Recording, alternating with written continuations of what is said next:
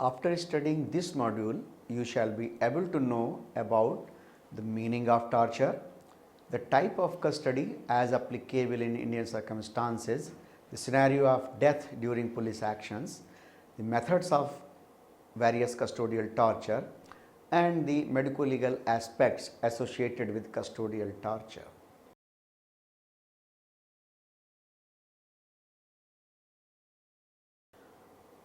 I will begin with a quote from Adrian Barto about the custodial torture. Torture is a wound in the soul so painful that sometimes you can almost touch it, but it is also so intangible that there is no way to heal it. Torture is anguish squeezing in your chest, cold as ice and heavy as a stone, paralyzing as sleep and dark as the abyss. Torture is despair and fear and rage and hate. It's a desire to kill and destroy, including yourself. Custodial torture, the present status. The World Medical Association, in its Tokyo Declaration in year 1975, they defined torture as the deliberate, systematic or wanton infliction of physical or mental suffering by one or more persons acting alone or on the orders of any authority to force another person to yield some information, to make a confession, or for any other reason. Custodial torture, often known as extrajudicial execution, that has been rise in our country between the year 2002 and 7. As per the report of Asian Center for Human Rights, the nationwide figures are 4 custodial deaths per day. There have been 7,468 custodial deaths during this 5-year period of 2002 to 2007. However, the severity of the torture in India is far worse what the statistics suggest. This is because victims rarely report cases against the police due to fear of reprisals. More than half the cases of custodial torture are not even reported.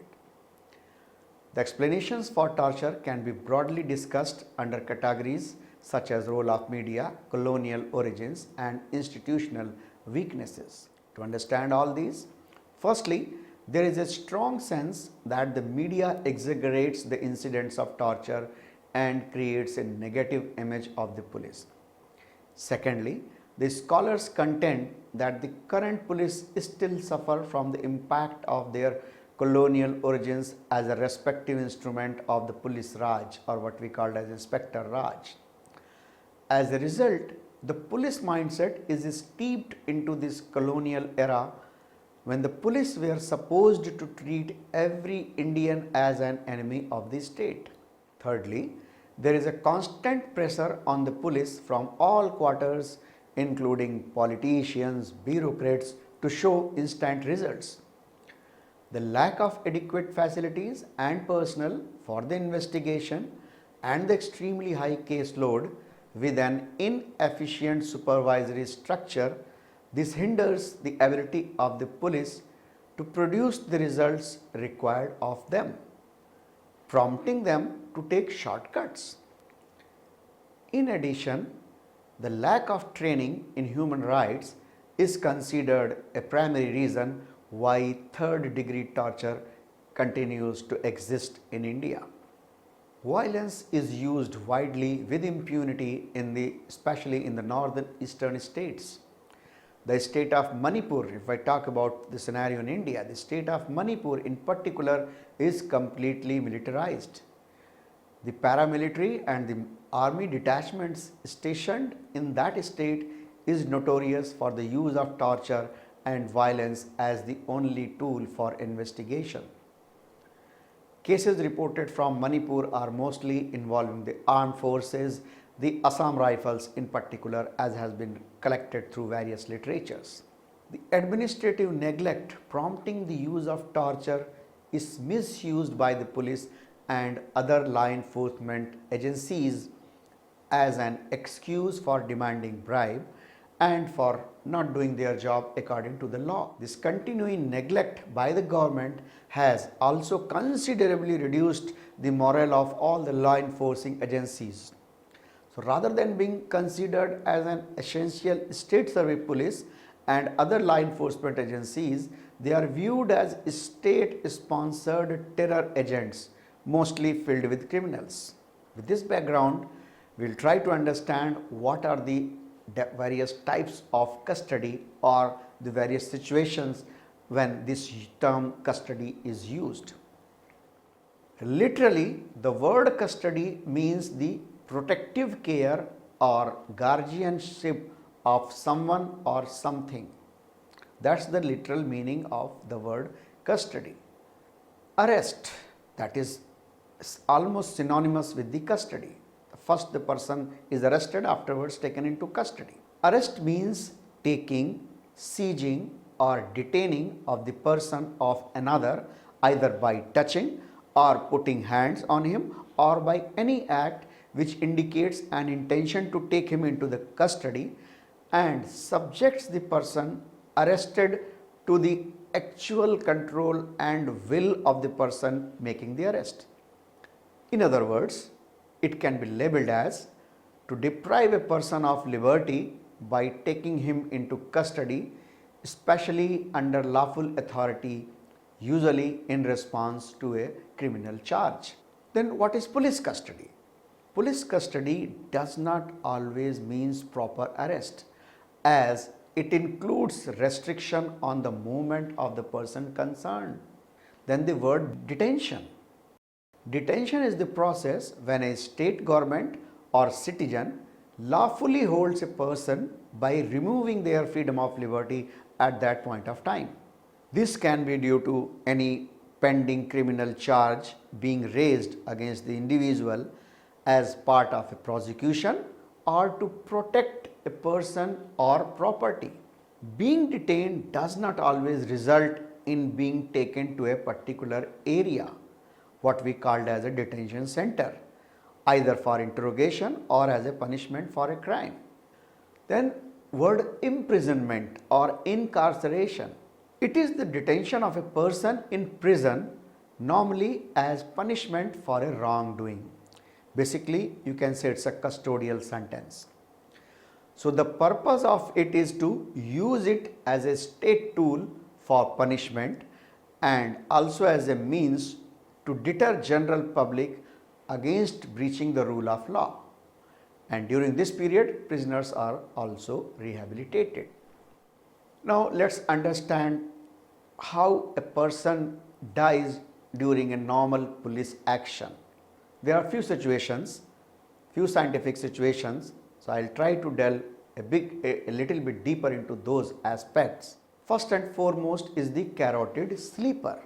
As you know, this is the portion where this carotid body is situated, where the artery which is supplying blood to the brain, that bifurcates from here, and here there is a portion of that artery that is called as carotid body. So that is the location of carotid body. The carotid sleeper is designed to compress the common carotid arteries, and this produces transient cerebral ischemia. That means it hampers the supply of the brain temporarily. Another aspect involved is it results in the carotid sinus stimulation, because as we know that carotid body, they have got a lot of supply from the vagus nerves, and the vagus nerves is directly connected to the heart as well. So when this is stimulated, this results in a massive stimulation of the carotid sinus, and this in turn leads to the bradycardia at the time of, and many a times it precipitates the cardiac arrest. So once the person is weakened, the complete recovery is expected. So that is infrequently, or you can say very frequently, used by the police, just making the person holding from his neck. Then there is a choke hold. This exercise is designed to occlude the airway by the forearm compression of the front of neck. This is similar to the earlier maneuvers only that the pressure is directly applied to the airway. The fatal consequences of the neck holds can be due to pre-existing natural diseases like any of the heart disease, what we call as coronary artery disease, or the cardiac arrhythmia, or the atherosclerosis, and this multiplies the risk. To further complicate the matter, subjects might be under the influence of alcohol, under the influence of any narcotic and psychotropic drugs, which further increases the chances of arrhythmias.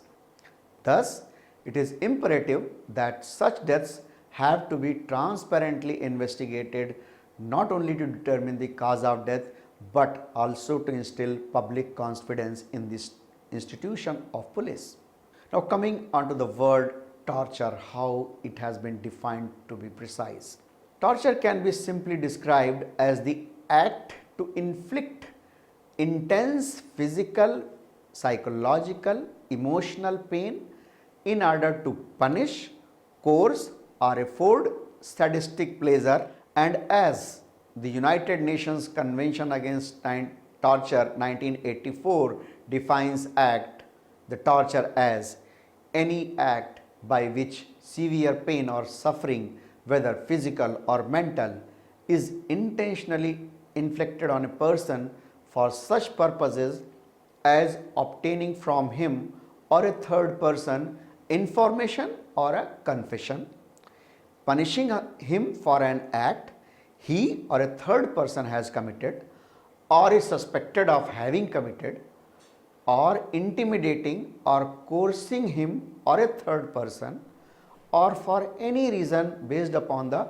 discrimination of any kind, when such pain or suffering is inflicted by, or at the instigation of, or with the consent or acquiescence of a public official or other persons acting in an official capacity.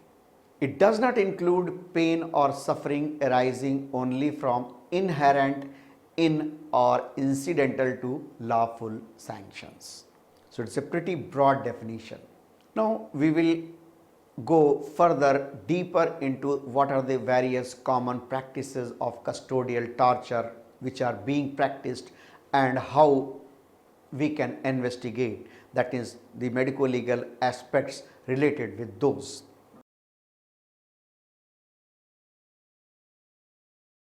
We can classify various methods of torture in basically the four categories, that is the physical torture, the sexual torture, the psychological torture, and the pharmacological torture.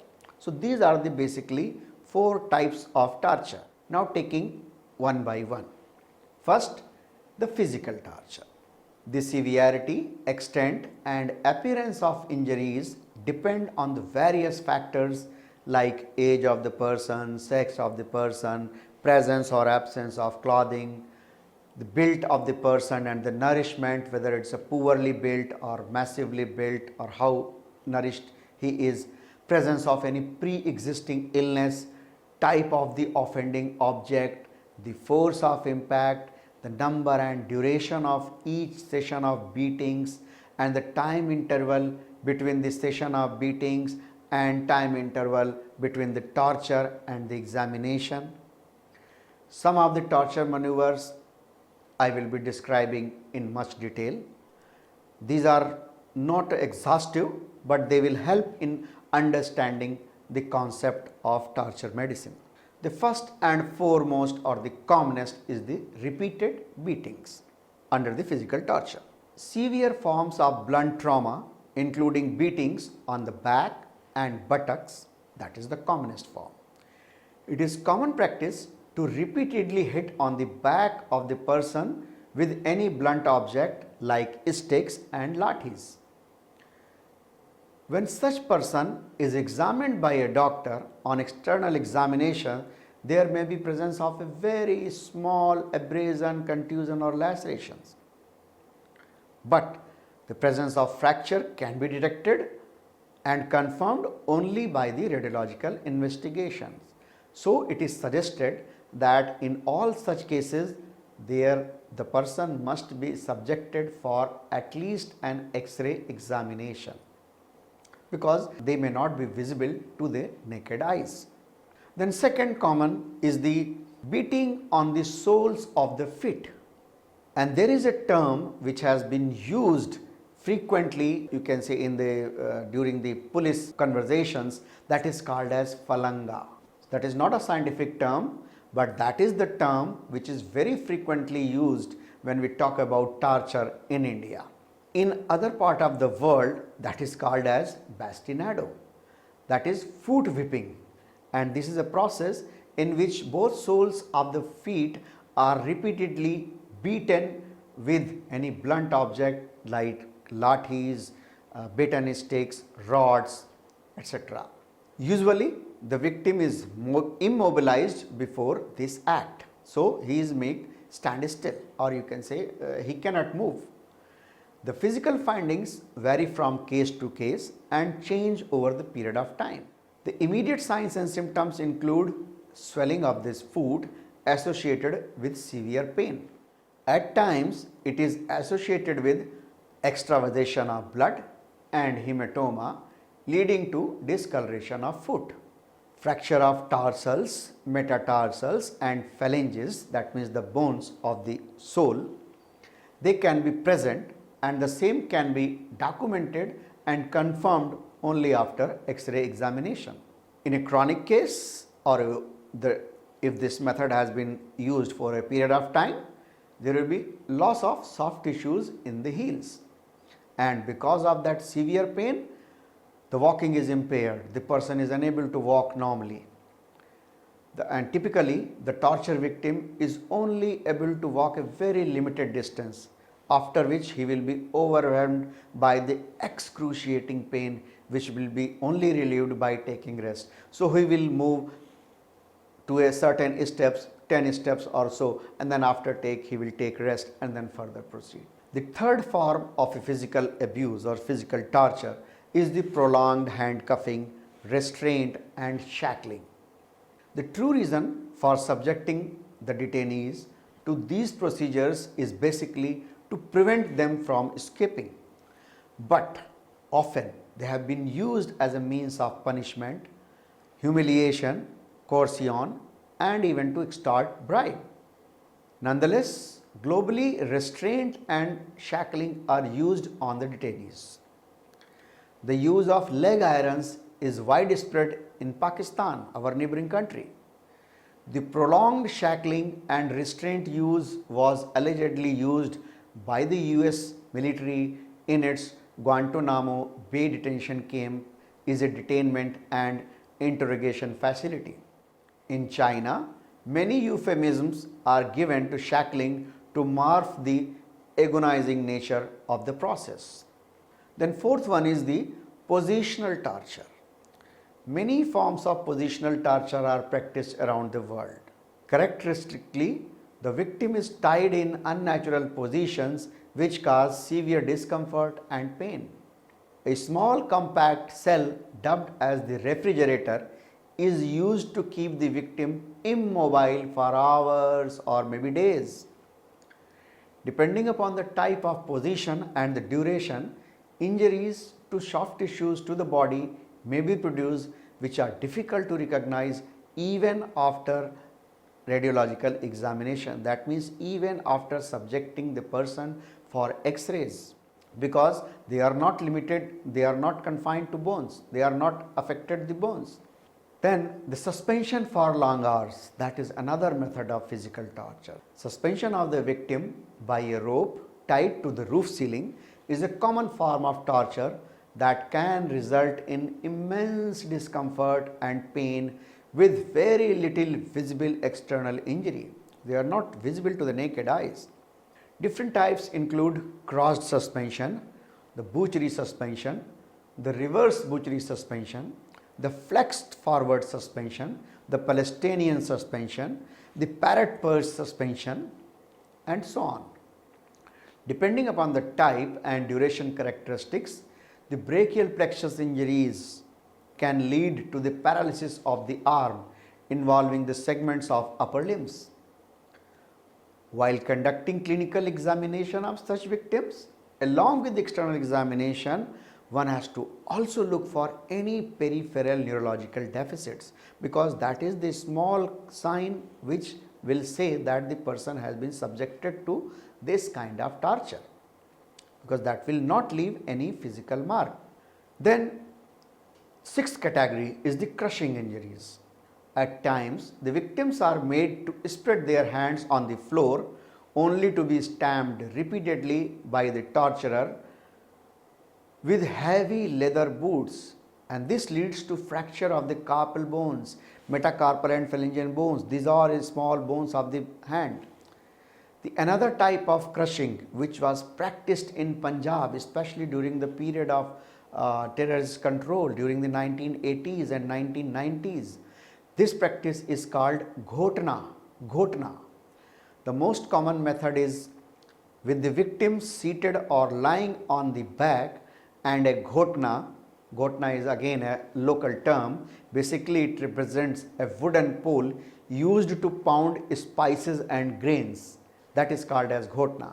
And this ghotna was to be rolled up and down the front of the thighs with one or more individuals standing on it.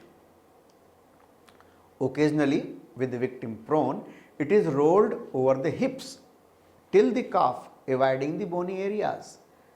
The direct effects are extensive bruising and inability to walk, and even years later there is usually pain on walking far. So the person is unable to walk up to a distance.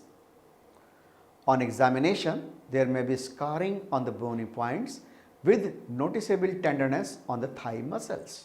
Then another category of physical torture is abnormal stretching. In the local language in the North Indian states, especially in the state of Punjab, it is called as chira lagana, chira. So this is the tearing is the pet name given for this particular maneuver, chira lagana. The victim is seated on the floor, often with one torturer supporting him from behind and two others forcefully stretching the legs, causing extensive hematomas in the groin region. Sometimes the pelvic girdle is injured, and rarely femur can also be fractured. At times, this is accompanied by repeated kicking of the external genitalia, adding further insult and injury. The victim usually develops a very long-term disability and can never walk or stand in a normal way. Then, another category, that is burning or scalding. In this particular category, the cigarette burns are one of the commonest, or maybe burns with instruments is also practiced around the world, all over the globe. If the cigarette is deliberately stubbed out and held immobile on the skin, the scar is often characteristically circular, about 1 centimeter in diameter, with a hyperpigmented periphery and an atrophic hypopigmented tissue paper center.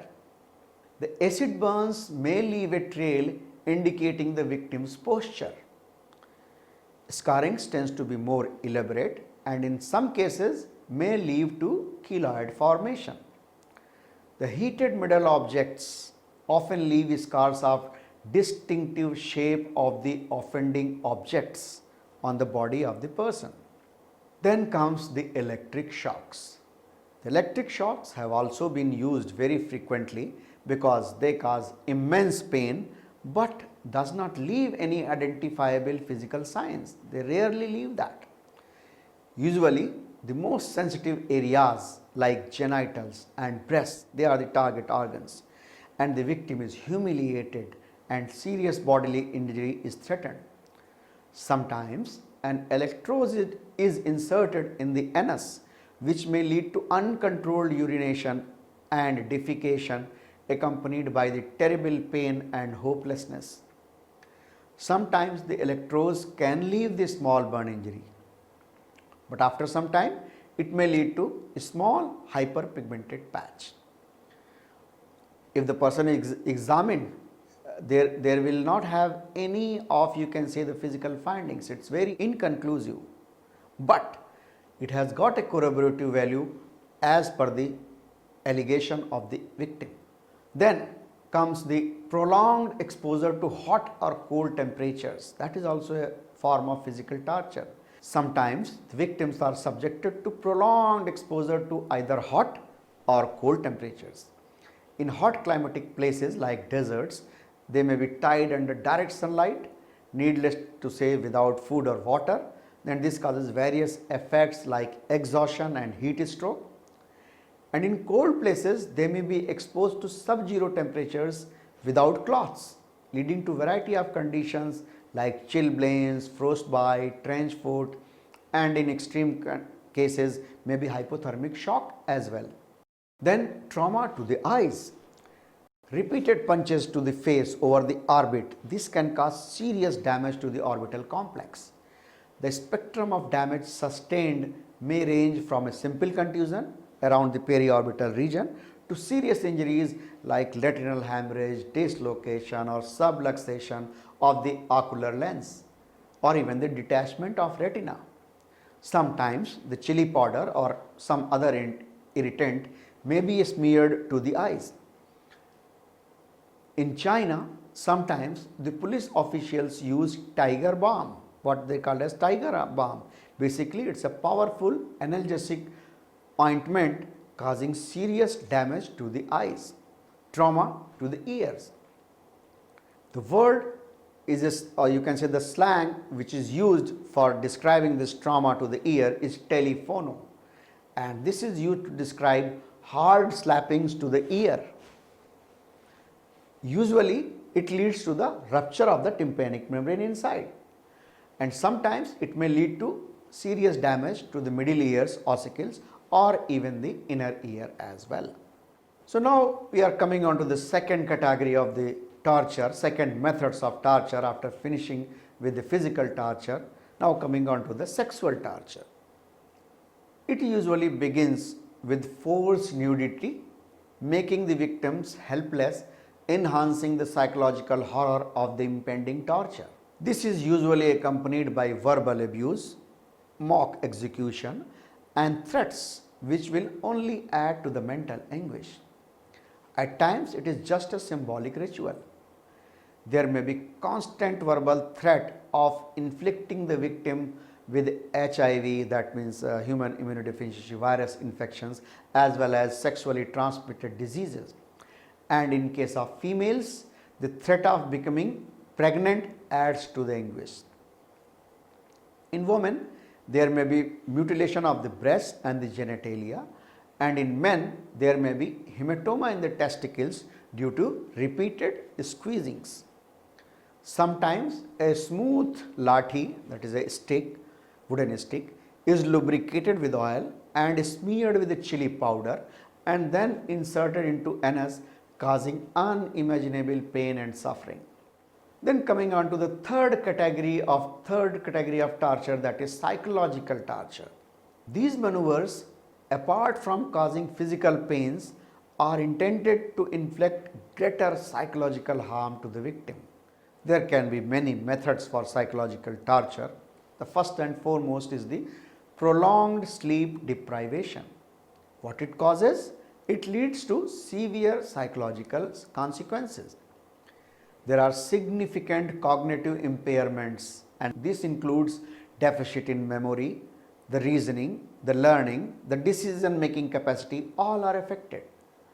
The UN Committee Against Torture has noted that sleep deprivation for prolonged duration constitutes torture. Sexual humiliation, that is also a form of psychological torture. Here, the victims may be forced to perform humiliating acts like prolonged nudity, human nude pyramid, performing sexual exercises with animals, forced sexual encounters between brother and sister, often exploiting cultural and religious sensitiveness, leading to enormous shame, guilt and worthlessness. And as I told earlier, mock execution.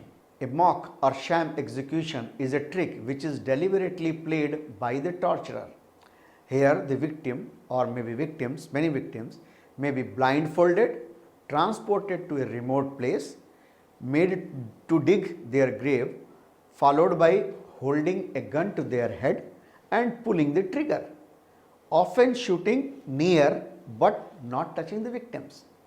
And this leads to immense psychological trauma as the victim literally counts his last breath that yes, now I am just going to die. This will continue in the immediate aftermath, and the victim may feel that it is a planned rehearsal and there is a real possibility of the execution in the future. Then another method of psychological torture is the near asphyxiation. The most common way of inducing asphyxia to near death is called submarino.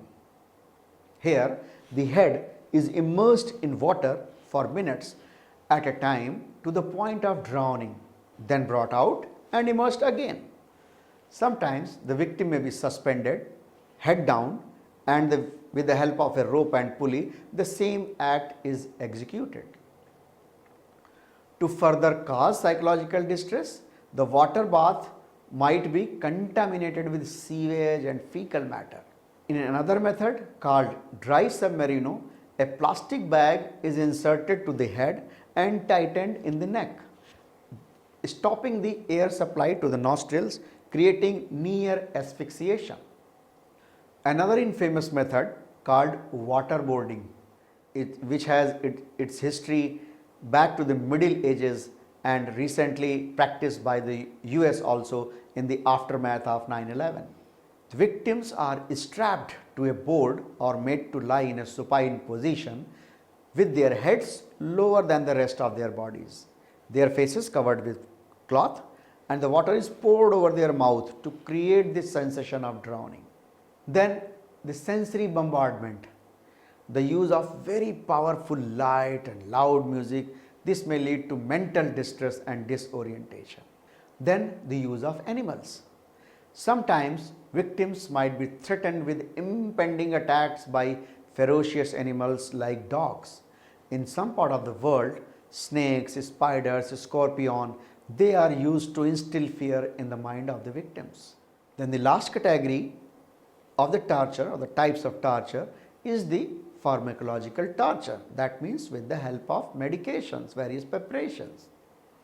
Here, various psychotropic or other chemicals, they are used to induce pain and agony. Likewise, the victim is forcibly injected with addictive drugs, so much so that he becomes addicted to it only to be denied to the drug and forced to go through withdrawal symptoms. Unless they comply with the demand of the torturer, drug will not be given to them. Strong acids, alkalis, they are used to cause burns also in these methods of torture. To summarize the topic of custodial torture, it has been practiced throughout the world. The ancient Indians, Romans, Egyptians and all cultures in the history, they included torture as an integral part of their system.